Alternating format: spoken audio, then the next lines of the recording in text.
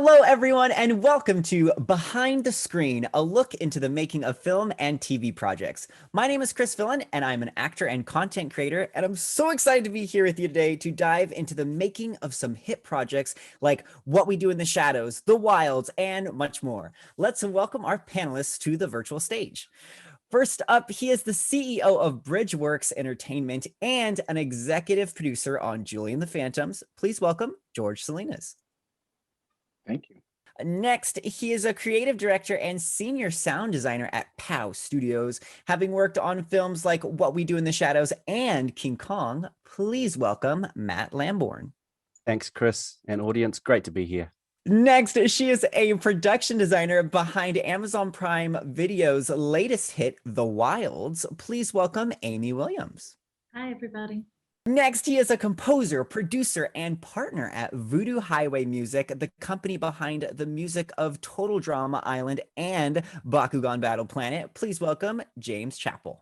Hey, Chris, nice to meet you, and thanks for having me here today. Next, he is an editor whose work can be seen on episodes of The Crown and Hanna. Please welcome Morten Højbjerg. Thanks very much for having me. And last but certainly not least, he is the cinematographer of Together, which just had its virtual premiere at Sundance. Please welcome Frank Barrera. Good afternoon, good morning, and good night to everybody, wherever you are. It's great to be here. Hello, everyone, and thanks for being here today. Let's get right into it. With so many roles in the filmmaking process, can you briefly tell us what made you decide to get into the field you're in right now? George, let's start with you. So my background is finance. I started in finance, and then I always wanted to be in the entertainment world. I thought finance was a little bit boring. So I got into I went to a boutique agency to learn the business, but the mindset of always becoming a producer, but I'm not a writer, director, any of this, of like these great people who are in the panel. So I'm like, well, there's got to be some way I can get in the business without, representing. So executive producer. So I said, okay, how do I do that? So that's when I believe Ugly Betty had hit the airwaves, which what we call now TV formats. So I had the idea of just basically saying, okay, that's what I'm going to do. I'm going to go and get TV formats and package them here and adapt them to the US. And we've been doing it for over now close to 15 years, and it's been very successful for us. So we found our niche in the TV world, basically. I took a roundabout path to get here. When I went to school, I did not know that being a production designer was a career you could actually have. I studied art history and political philosophy and just a huge array of non-employable interests. And I went to New York, where I thought with my art degree, I would work at art galleries and get into the art world.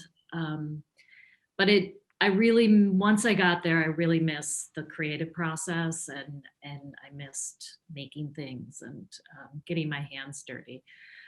So I randomly took an internship on a film and discovered like, oh my gosh, there's this thing called art department and it has all my interests and all these things that I've done in the past and experiences and travel and everything I love to do. And it just sort of stuck. And from there, it just snowballed into more and more projects. I wasn't really, I came kind of late to it because, I'm from the countryside, very far away from any kind of filmmaking or TV thing. So I didn't know anything about filmmaking. And then when I was like 19 or something, I kind of just stumbled upon it.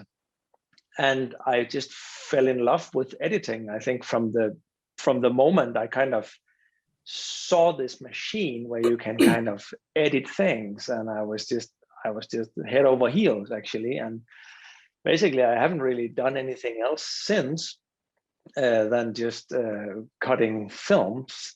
I think what I really fell in love with was kind of the mystery of editing. It's kind of the secret part of filmmaking in a way, where you can sit in a dark room and just kind of, create so I just kind of fell in love with it when I discovered it, and that's what I've been doing since. My origin story here is pretty trite. When I was a kid, I saw Star Wars, and I was just like, you know what, this is so awesome. I have to figure out a way to do. And I was taking music lessons from the time I was 3. And one of the things that I really loved was playing all the themes from Star Wars. So it really just sort of unlocked my imagination. But more importantly, it developed this feeling inside of me that it made me want to make people feel things. It's fun, entertaining and all that. But the way that I felt when I watched those movies, I wanted to provide that to other people, that experience. So like by the time I hit high school, I was taking real steps to try to do this as a career. And I fortunately moved to Toronto. And at the time, there was a lot of projects going on there. So it was sort of the right place at the right time with the right skill set. And I've just been very fortunate, with all of the steps that I've been able to take and the timing of it all. Not unlike some other folks here, I didn't know there was a job. I didn't know you could make movies. When I was about 18 years old, a teacher gave me a book called Swimming to Cambodia, which is written by Spalding Gray. And in the book, he talks about his experience working on the 1984 movie called The Killing Fields by Roland Joffe. So I read the book a few times. It's a very funny book, weird, quirky. Spalding Gray is a sort of strange performer. And then when I finally saw the movie, I was sort of blown away by a couple of the scenes, because even though Spalding had described these scenes in the book in a comedic way and sort of, took apart sort of pulled the curtain back and was like, well, this is how movies are made, which is something I never knew that movies could be made. I just thought they were. Foolishly, as a 19-year-old person, I said, I want to do that. So at high school, I was really into drama and the arts and stuff. Of course, the master Shakespeare. I loved the idea of character and how you could inhabit a character and bring your experiences out and connect with the audience that way. And so at the end of high school, I assumed I was going to become a famous actor. Then I hit university and studied orchestration and learned about painting. I use the analogy painting with the colors of the orchestra. So you've got your different sections and you've got your different timbres and you've got your different tones and intensities and so on. And halfway through university, just assumed I was going to become a famous composer, like James here. And then I stumbled across a course called electroacoustics in those days, which was basically sonic arts, where you don't have to use instruments to make music. You take a microphone, you record anything you want. So you record the world, you record trains, you record water, you just go around sampling and get chucked in the studio and make a piece of music out of anything that you've recorded. And then I was living with someone at the time, my flatmate, I think roommate is the American term for it, said, hey, why don't we use the same software? Why don't you come down and see what we do in television?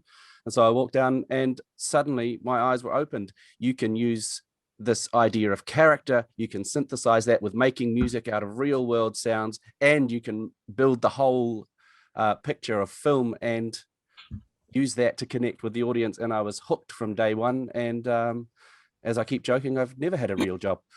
All right, Morten, I want to ask you a question. What were some of the biggest challenges you found while working on episode 7 specifically of The Crown, since you were handling the stories of real life people? It is a family saga, right? But it's not kind of any old family. It's the royal family of the UK. So obviously it's kind of everything we do on that show is like under intense scrutiny. It's like, so you have to do it right. And of course there is like a massive amount of like research going into it. So, the overall idea obviously is to make it as truthful as possible. But of course there's lots of things that that you can't really know, like private conversations. We can only know like this year, this month, this and this happened, but there's a lot of the inside stuff. And for example, in my episode 7 of the new season, which is about Princess Margaret discovering that part of her family has kind of hidden away some cousins of the family for like decades, and even publicly announced that they have been dead for a long time, because they were kind of deemed to not be appropriate for the public eye, or that they would kind of damage the reputation of the royal family.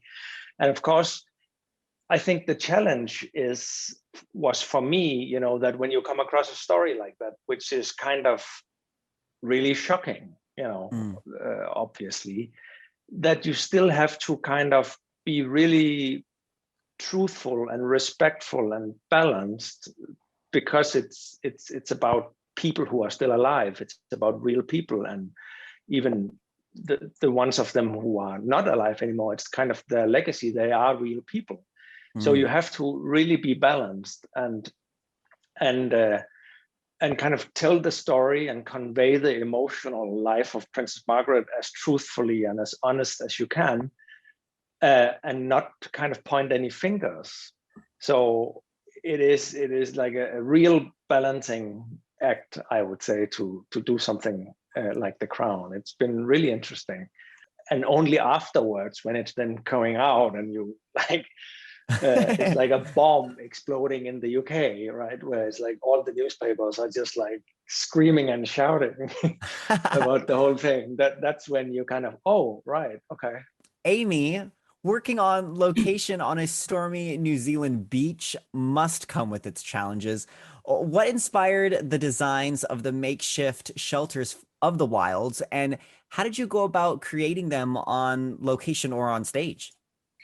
We did both. It was the first thing to come up when I talked to the producers. They're like, we want to make something iconic, something that looks cool, but also something that's realistic, that these girls pull off. So we started with, what elements do they have at their disposal, and what airplane parts have washed up that they could use in their shelter, what comes from the suitcase that's washed up, how do we give this a little bit of like mysticism and color. So I came across, I wanted to do something with a V or an A shape, because we were playing with a lot of symbolism with shapes, and I was really struck by the beaches of New Zealand. On the West Coast beaches of New Zealand, they're pitch black sand, like really inky sand. And when driftwood washes up, the driftwood is like all bleached out. So the contrast is really beautiful. It can almost look like a black and white photo. So I wanted to build the main shelter that wins in the episode. I wanted to build that out of big pieces of driftwood. And they also have these beautiful little plants called Toy Toy. I'm sure Matt knows them. And, they kind of move in the wind. So I wanted to give it a kinetic feel as well. So we draped a lot of Fatten's clothing to kind of stretch these like zebra prints and these like hot pink leopard prints, along with this sort of black and white sculpture piece for the girls. So, I love it. It sounds so pretty. Yeah, it was really lovely. And then we had a night beach that we constructed at a studio. That was a big, massive night beach, because of sort of local traditions, we were not allowed to film at night on the beach. So we had to create a beach indoors, and we would constantly transport the shelter between the two. And, we had floods that came in. So we flooded the stage, and that, some of the shelter washed away, and everything had to be kept on like little fishing lines so that we didn't lose our main mannequin out into the sea. So, the elements definitely had their way with us. They did not make it easy. Trucking in and out of New Zealand sand dunes is always logistically tricky, but it's, the most beautiful place in the world. So we were lucky to have that backdrop and to be able to use all those tools. It's on my bucket list of places I want to go, so I'm jealous. Hey, please come, Chris. I will. I'm gonna, as soon as we're over with all this lockdown, I'm there. Trust. Good to know. Matt, actually, I'm going to ask you the next question. You and your team over at POW Studios have worked on some very popular films like Taika Waititi's What Do We Do in the Shadows? Can you give us insight into the work you did for the film and how some of that work transcended over to the spin-off series, Wellington Paranormal? Sure. Well, Shadows was a hard movie to work on for a couple of reasons. It was one of the hardest movies for me, particularly. It took me 3 days just to stop laughing at every scene. And I'm glad the humor lands elsewhere, because I thought that would be particular to Kiwis and New Zealanders, but apparently it's taken off, and it translates, which is really good.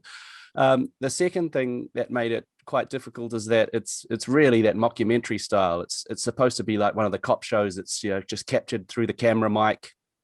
There's supposed to be no post-production. It's supposed to feel like you're right there, just capturing it live, but it can't really sound like that, otherwise you wouldn't hear anything. So to bring that feel of almost fooling the audience into thinking that it was captured live, but still have the quality of post-production was actually really tricky, because when you work on a film like one of the bigger films like King Kong, as you mentioned, everything is perfect, and you're taking the audience way out of their place into it and transporting them into another world. It's not so with the Shadows. Wellington really is like that. It's grimy, it's windy, and it's all the houses are old and creaky. And so I did a lot of work in foley on the Shadows, and I love foley. And for any audience members that need a recap on what foley is, it's the sound that's made by the human body. It's the most human sounds: the footsteps, the kisses, the pick up and put downs, all the patting, that kind of stuff is foley. And what I love about that layer of sound of the soundtrack is foley is the sound that brings you out of your zone and into the film. Because you can only hear that when you're up close to somebody, right? The clothing rustles and the footsteps. You don't hear it from far away, and so that's the magic of it. And then when it's done right, you are out of your zone, you're out of your living room or your theater, and you're in the movie with the characters. And that, I mean, that's one thing that I really love about film, and particularly the audience that'll be watching now, is the idea that you can be a participant in the film, not just a passive spectator. You see people dressing up and you know, going to the shows as characters, and that's the biggest compliment that I can have as anyone involved in filmmaking, is that people are really getting into the movie, almost in a literal sense, you know. So that's, I mean, that was the challenge with Shadows, and yeah, as I said, the contrast with some of those bigger films. So Voodoo Highway Music creates such a wide variety of music for shows like Total Drama Island, Daniel Tiger's Neighborhood, Bakugan, and more. James, how does your team jump between all these different styles and story worlds? And do you have a favorite? I do have a favorite. I'll tell you about that in just a second. But first, I want to give a shout out to my composing partners, Brian Pickett and Graham Cornies, because without the two of them, I'd be so overwhelmed. Like it's really about having this team, the three of us, that you know, helps us be able to accomplish doing all of these different musical styles and things. You know, one of the challenges with animation is that, you know, in any given show, we may have to do, like, you know, a Mexican hat dance into a hip hop track, into a heavy metal guitar solo, into classical music. And so it's very helpful, the three of us having, you know, a wide variety of backgrounds that allows our musical palette to be really varied. And I joke around and say we're sort of like the musical Avengers, like we all sort of have different superpowers and such. So that's one way that we've been able to be really successful in that area, by, you know, being able to change up styles.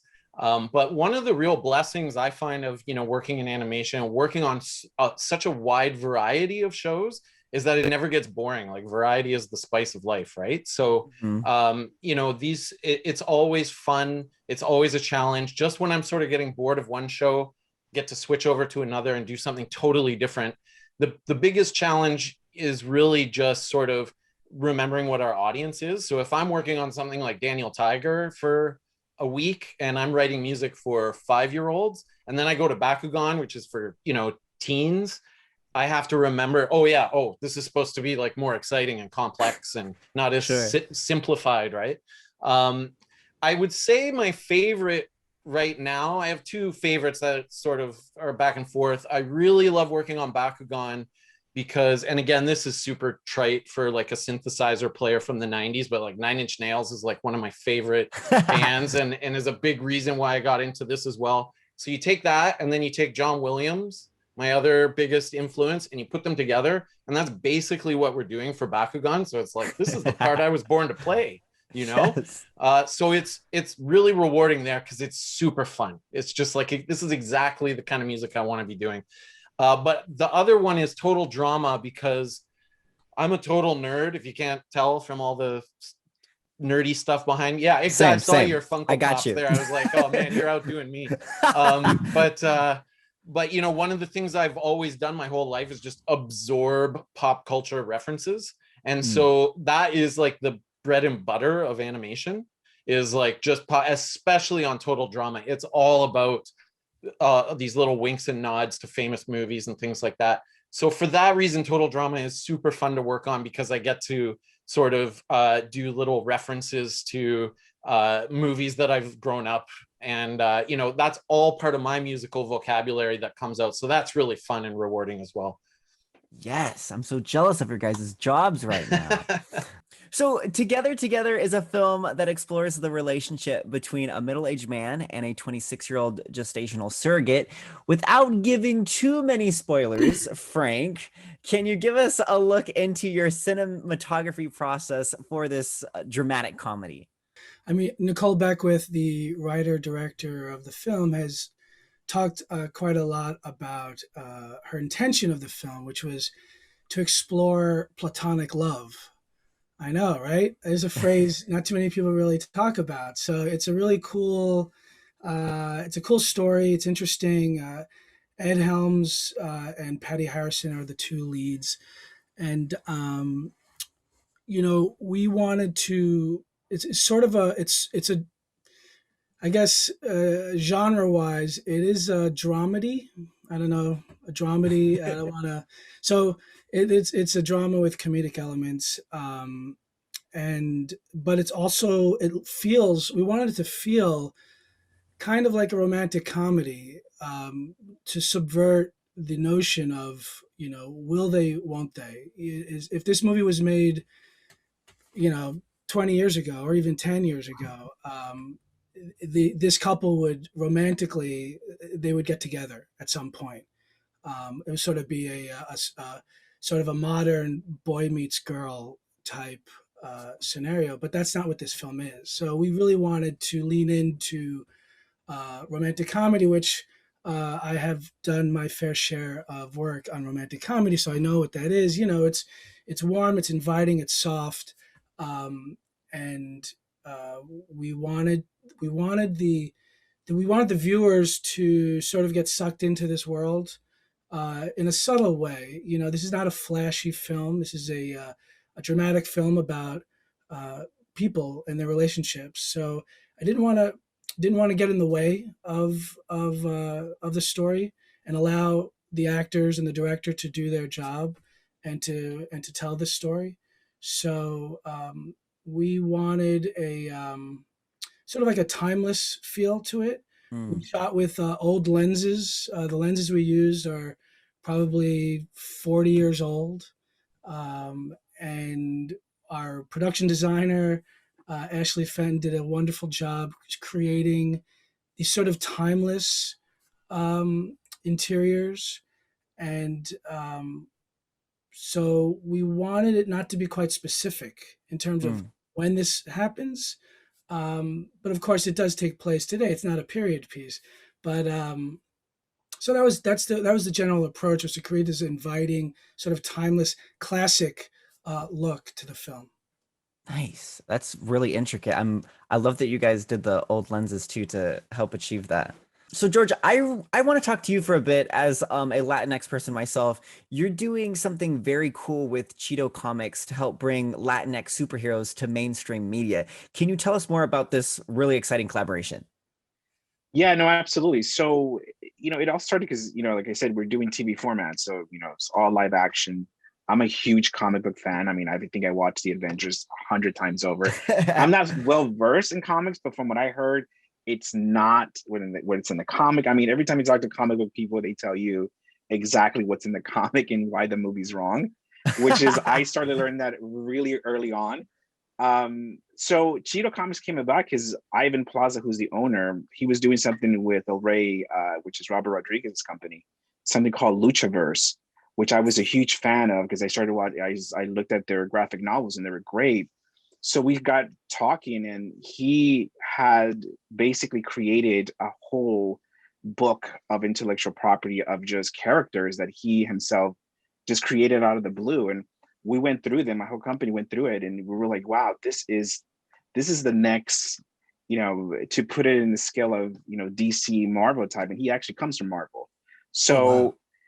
We got very excited. So we, as we were going through the whole catalog, we chose the first two, which we're out with in development right now. So, and from that day on, we've been just literally now trying to, he creates every day, which is funny because he's such a force. He sends me new drawings almost every other day of new things that he's doing. And it's like, I can't keep up with him because it's one of those things like, you're doing a lot here that is fantastic.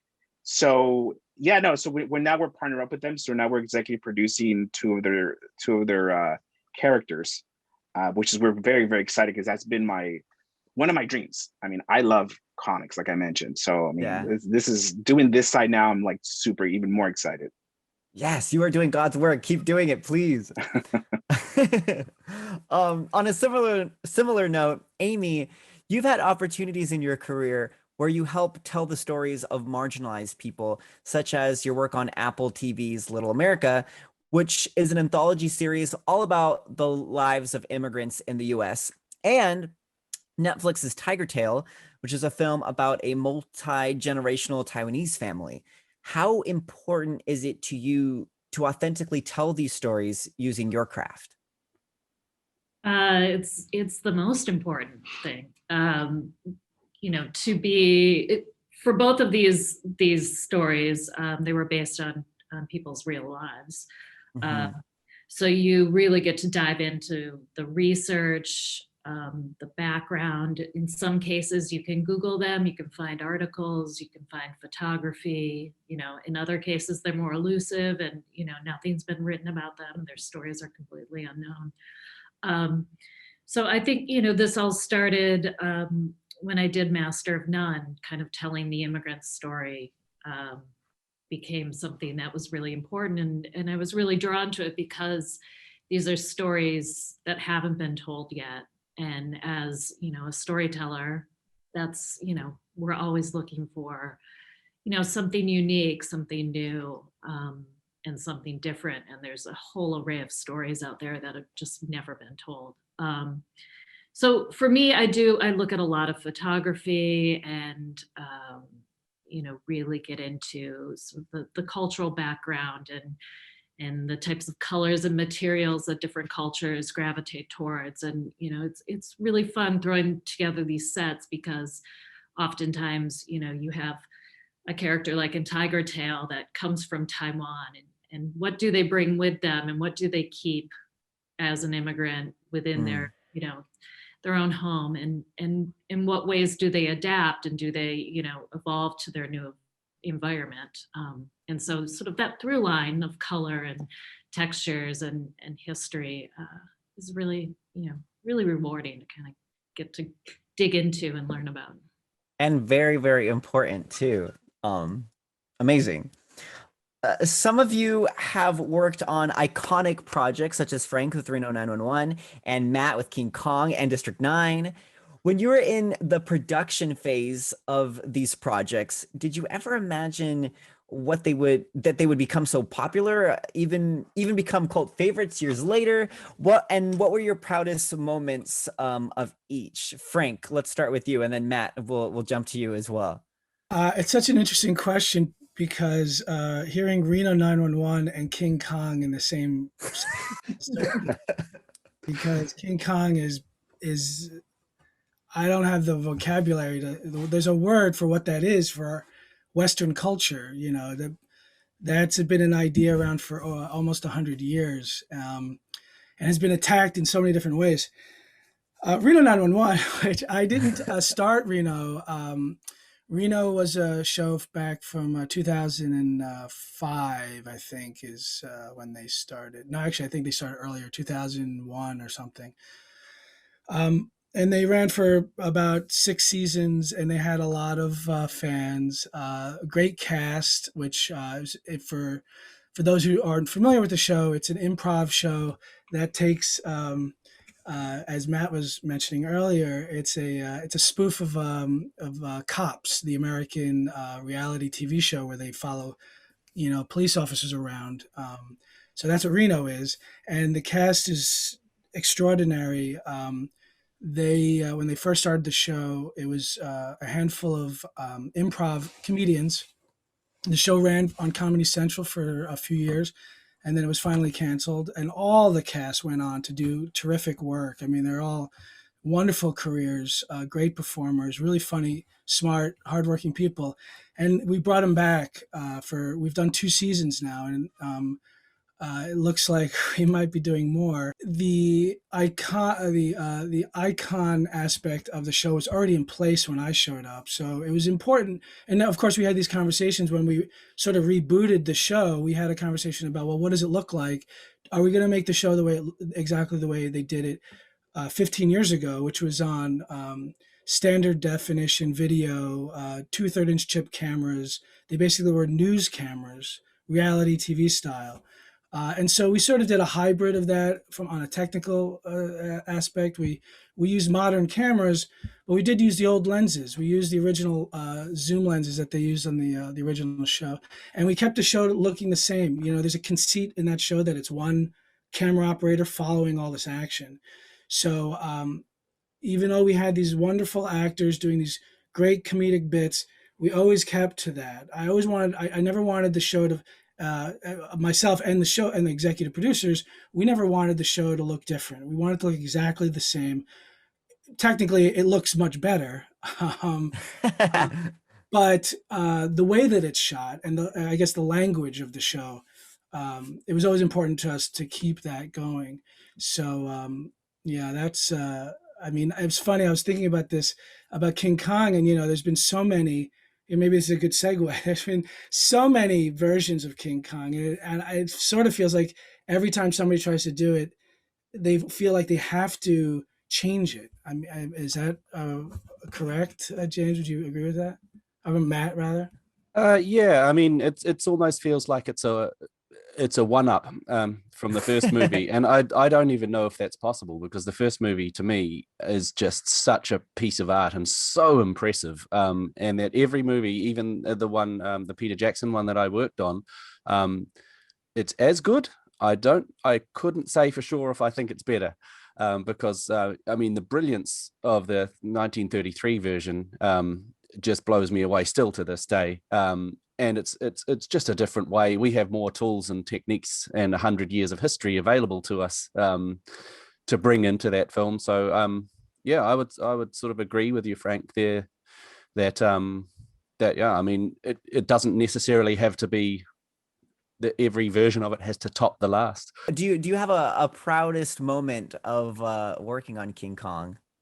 All my pride goes to my other editors. I've got to say, the designer for King Kong's voice, Brent Burge, did a fabulous job. I still cry every time King Kong gets captured in that scene, because there's such a raw, it's almost a human emotion about it.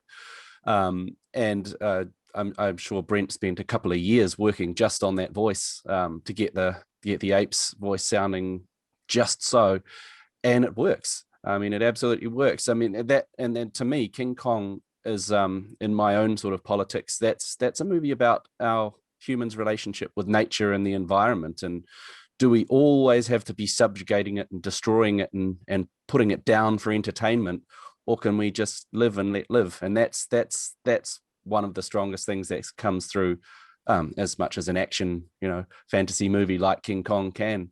Can I jump in real quick there? Because I have a pretty funny story about, we're talking about, being part of these iconic shows and things like this. And there was this one sort of moment that happened for me where we were about 12 years ago, we were working on this show called Turbo Dogs, okay, about these dogs that drive cars. And it sort of didn't really go anywhere. And then about 2 years later, we landed this new show called Paw Patrol, okay? And I remember I was working on it and I was thinking kind of like, it's a good show, but this is the second time we've had dogs driving cars, and I will be surprised if it gets picked up or whatever. And I was clearly very wrong about that. And I will never, ever trust my instincts ever again. Okay. So never again. And then, I was thinking about you were talking about the proudest moments and things, and there was a Paw Patrol thing in the Macy's Day Parade. There was a Jeopardy question. There's all of these things in pop culture where I'm like, oh, we've kind of made it. But Justin Timberlake was like singing about it at one point. Wow. The thing that actually, when I realized like, oh my gosh, like we've made it, we've accomplished the task, is when they spoofed it on Robot Chicken. Because like once you're on Robot Chicken, it's game over, right? Then you've made it. So anyways, I just thought that was kind of funny. Also, I will have I love Paw Patrol. Oh, awesome. As an adult, I'll turn it on like when I go to bed because I'm like, Paw Patrol, I can sleep now. That's great. Awesome. So I appreciate you. Okay, so since you've all have so many projects under your belt, do you find it difficult jumping into work on singular episodes of a show as opposed to being there throughout the entire series? Morten, let's start with you, since I know you were an editor on a few episodes of Hanna. Yeah, I mean, I started out doing feature films, and I did feature films for like 15 years before I started doing like things in episodes.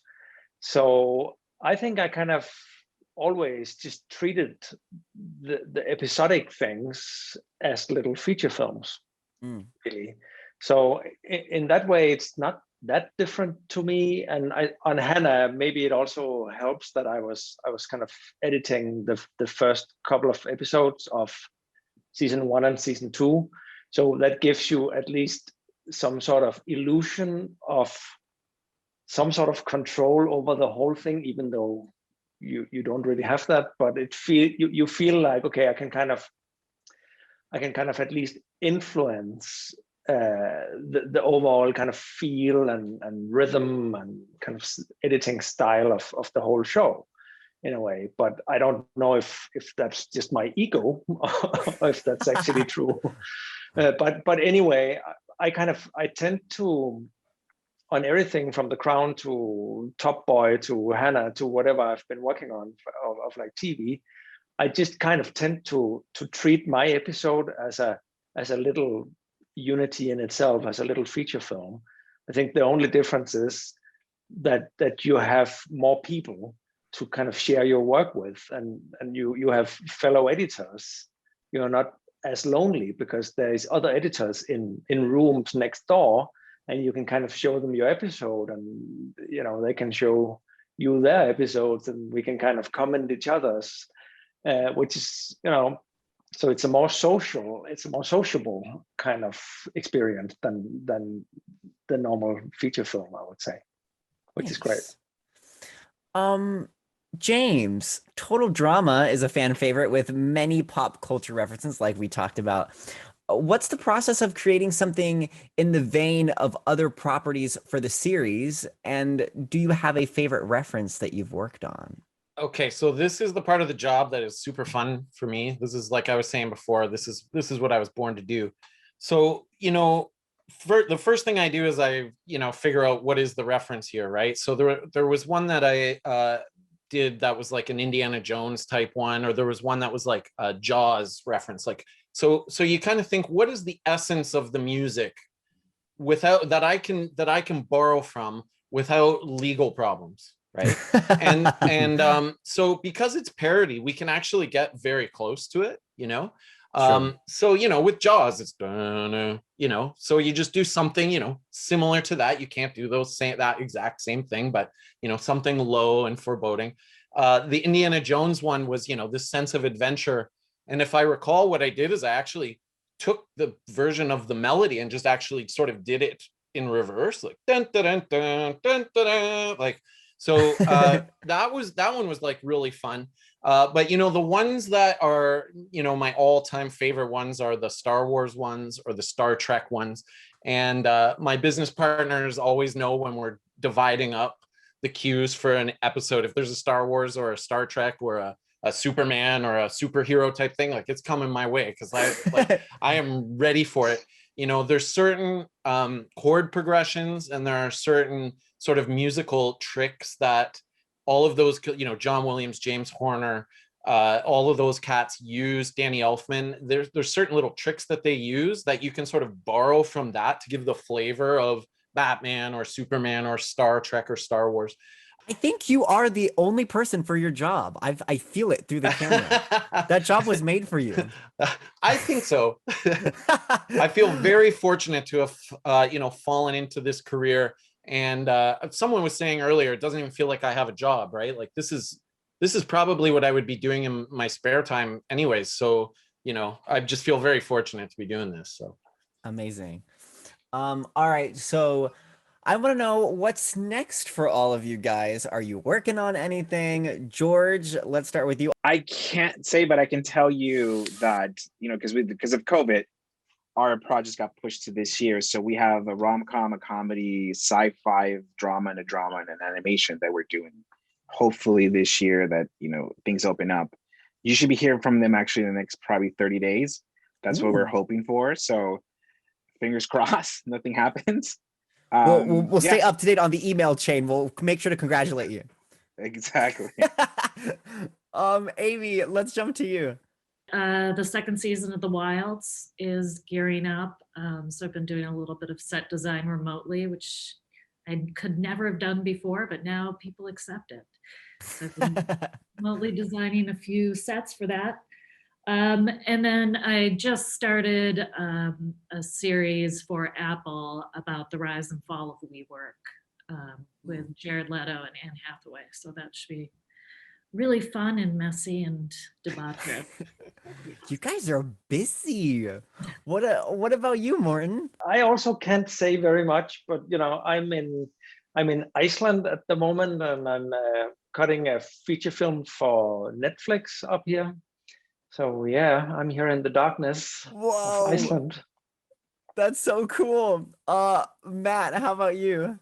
Yeah, thanks, Chris. Well, we're just about to go into our fourth series of Wellington Paranormal. I hope everyone's had a chance to have a look at that. That's the old spoof cop show, but with vampires and ghosts. They've gone up a level. And it's going to be 10 times as funny. And another show we're working on is I can't tell you the name of it, but it's for a Guangzhou company, Guangzhou, China, animation company. And the last film we did with them was fabulous. It was one of the most insane films I've worked on. It was called Kung Food, and it was about a steam bun and his salmon buddy mate that go around a whole world made of food and sort of save the world from evil Lord Octopus. Everything was made of food, including the sound design. It was the most delicious soundtrack I've ever worked on. So we're doing their next film. I have not watched that, but I'm putting it on my watch list immediately. I'm in prep on a movie that we're going to shoot this summer. It's called Outpost. It's a directorial debut of an actor by the name of Joe Latruglio. He's on this TV show called Brooklyn Nine-Nine, which is a very funny TV show. And Joe wrote and directed this movie. His wife, Beth Dover, who was most infamously in Orange is the New Black, she will be the lead. It's a psychological thriller, and there's some really cool things about it that I should not divulge. But we'll be shooting this summer, so we're now in prep, and so I'm pretty excited about that. Amazing. James, Tell me secret things, but Well, not secret I just things. wanted to say, yeah, I mean, the first thing I just wanted to acknowledge is it sounds super cool when everybody's like, well, I'm working on stuff, but I can't say what it is or whatever, because that's really It's exciting. really cool. It is cool. That being said, I'm working on a bunch of things I can't talk about right now. But you know, we are still, like, with COVID, we've been very fortunate that animation has been not only steady, but like pedal to the metal. So this past year, has been one of our busiest years, I think. But a lot of the stuff we're working on is the same, you know, new seasons of the same show. So we're doing Daniel Tiger season 6, Paw Patrol season 8, Total Drama Rama season 3, I believe, Bakugan season 2, and I think that's it as far as like returning shows. And then yeah, we have some new shows that are coming down the pipeline that I can't talk about quite yet. So, but very exciting stuff. The job security, we love it. We love it. All right, so this is our final question for everybody, and it's like a fun little speed round. In one sentence, what is the best advice you can give to an emerging creative in your field? In my experience, I would say be quiet, be humble, open those ears, and just absorb. Ooh, that's a good one. Morten, how about you? I think I would say, in fear of sounding a bit negative, but it's not really meant like that, learn to say no. That's just like an important life lesson. I love that one. I'm going to give a little reference to Rocky with his little speech about winning isn't about how many times you get knocked down. It's about getting knocked down and getting back up. That's how winning is done. So I would just say, don't give up when you get knocked down. Ooh, a good one. I'm writing down all of these currently in my mind. George, you are next on my grid. I say, you know, flush out your projects. You know, don't stop for the no. The yes is around the corner. I love these. Matt. I would say love what you do, and everyone else will love it as well. Find something to do that you love, and you will never work a day in your life. That one gave me goosebumps. Frank, no pressure. You're our last one sentence. What do you got to say? Well, it's good because mine is really the only practical advice of all of it. It's very simple. It's you need to find a life partner who has a job. That is, you know what? You can't say that's not important, though. That's very important. It is the most important piece of advice. Invariably, no matter how successful you are, there's going to be dry spells where you're not going to be working. And most people can't afford that. I certainly couldn't. So I was lucky enough to find a person who has a great job. She's a midwife. And so as long as babies keep coming, we'll never be in the poorhouse. But sincerely, I do. I give that piece of advice to every young person who asks when they're starting out. I'm like, you know, it's a tough business, and there's going to be a lot of ups and downs, mostly downs.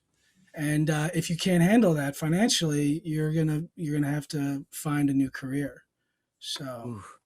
Well-rounded advice from all of you. Thank you. An incredible way to motivate the next generation of filmmakers, if I do say so myself. Unfortunately, that's all the time we have today. Thank you to our panelists, George, Amy, Matt, James, Frank, and Morten, for being here with us today to discuss their incredible work. Also, thank you to Impact 24 PR and WonderCon for putting this panel together, and to all of you for joining us for Behind the Screen, a look into the making of film and TV projects. You guys are the best. We'll see you next time. Bye, guys. Thank you, everyone. Chris.